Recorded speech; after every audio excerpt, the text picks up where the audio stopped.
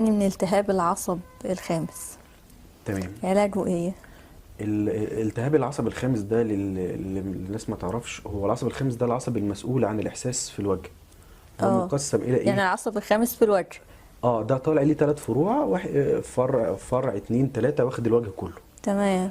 وده من ضمن الحالات المرضية والآلام المرضية، من أكتر الآلام بره يعني، اللي هي مسببة للانتحار. بتجيب اكتئاب. الانتحار كمان. ما هو اكتئاب اه هيوصلك للانتحار. تمام. لان الالم ده بيجي، تلاقي بيجي الم خاطف ياخد دقيقه او دقيقتين، بيبقى على اي صعقه كهربائيه كده او كهرباء بتيجي اه. في المنطقه اللي واخدها، ايوه. وبدون اي مقدمات. ممكن وانا بتكلم عادي، بيحلق، بياكل. فهو بيبقى خايف من كل حاجه، فجأة كده. خايف يتكلم، خايف ياكل، خايف يمضغ، خايف يضحك. تمام. فحالاته يعني حياته حرفيا بتتحول لجحيم. ايوه. ويعني دي لاسباب كتير جدا. في اسباب بقى اللي بيبقى فيه زي مثلا تمدد شرياني جنبه، او ورم، او الحاجات دي كلها. لكن معظم الاسباب هي سبب غير معروف والتهاب في العصب. طبعا. سبب غير معروف. اه يعني في التهاب في العصب والسبب بتاعه يبقى غير معروف، تمام. يعني ملوش علاجه، سبب واضح. علاجه بقى.